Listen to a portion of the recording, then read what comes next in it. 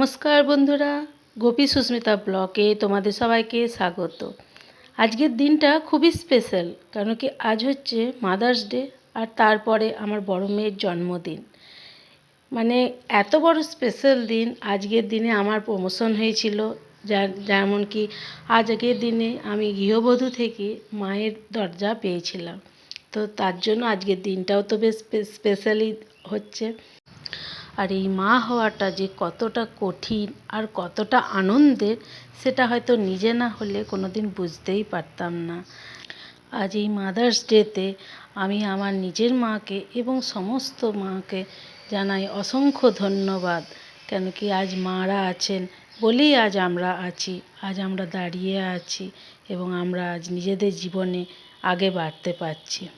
চলুন, গল্প করতে করতে সবজি হয়ে গিয়েছে। সবজিটাতে আলু পটলটা একটু ভালো করে ভেজে নিয়েছিলাম, আর তারপরে জল ঢেলে নিচ্ছি। এখন ভালো করে কষে একটু জিরে আর ধনে গুঁড়ো দিয়েছি, কেন আজকে মেয়ের জন্মদিনে আর আমি নিজের গোবিন্দকে ভোগ না লাগিয়ে আমার মেয়েদের ভোগ লাগিয়ে তারপর মেয়েদের প্রসাদ হিসাবে প্রসাদ দিয়ে থাকি। জল ঢেলে দিলাম, তারপর জলটা ভালো করে ফুটে গেলে একটু ভালো মশলা হয়ে গেলে এবার তরকারিটা নামিয়ে নেব। তরকারিটা নামিয়ে নিয়ে পরে আমি অন্যদিকে যাব। তরকারিটা খুব সুন্দর কালার এসেছে আর খেতেও দেখতে খুব ভালো হয়েছে। পায়েসটাও হয়ে এসেছে, পায়েসটার চালটা সিদ্ধ হয়ে গিয়েছে। এবারে এটাতে চিনি দেব, একটু দুধ দিয়ে দেবো। এবার এদিকে বিরিয়ানির চালটা ধুয়ে নিচ্ছি। বিরিয়ানি বানাবো তো চালটা আগে ধুয়ে নিচ্ছি। আলু আর সয়াবিন দিয়েই বিরিয়ানি বানাবো। ভগবানের যেহেতু ভোগ নিবেদন করব, সেই জন্য এটাতে কোনো কিছু দেব না। আর এমনিতেও আমি পেঁয়াজ দিয়ে বানাইও না। কুকারটা যখন গরম হয়ে গিয়েছে, প্রথমে গরম করে নিয়েছি আর নিচে 1 চামচ ঘি দিয়ে দিলাম। তারপরে আমি চালটা দিয়ে দেবো। খেতেও খুব ভালো হয়। আর ঠাকুরের ভোগ বলে রান্না করলে রান্নার স্বাদ আরও বেশি বেড়ে যায়।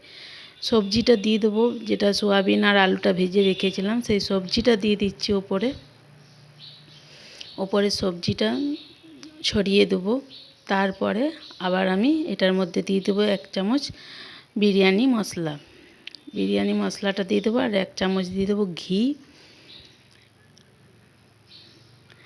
আর দিয়ে দেবো 2 এলাচ, গরম মশলা, একটু এলাচ, একটু দারচিনি। তারপরে আবার একটা চালের লেয়ার করে নেব। তারপরে আবার সবজিটা আমি দিয়ে দেবো। এরকম করে 2-3 বার লেয়ার চালের করে নেব। যেমনি হিসাবে চাল থাকবে সেই রকম বাটিতে মেপেই চালটা দিলে পরে কি হয়, জলটা দিতে সুবিধা হয়। জলটা 2 বাটি চাল থাকলে 2.5 বাটি জল দেবো এরকম, তাহলে জিনিসটা বেশ ভালো ঝুরঝুরে হয়ে আসে। তোমাদের যদি ভিডিওগুলো আমার ভালো লাগে তাহলে লাইক, শেয়ার, সাবস্ক্রাইব করে নেবে, যাতে আরও ভালো ভালো ভিডিও তোমাদের কাছে নিয়ে আসতে পারবো। ঢাকা খুলে নিয়েছি 10 মিনিট পর। দেখো বিরিয়ানিটা কত সুন্দর দেখতে হয়েছে। আর নুন দিয়ে জল দিয়ে ঢাকা দিয়ে দিয়েছিলাম। দেখো কি সুন্দর ঝুরঝুরো একদম, একটা চাল আলাদা আলাদা চালগুলো সব হয়ে আছে।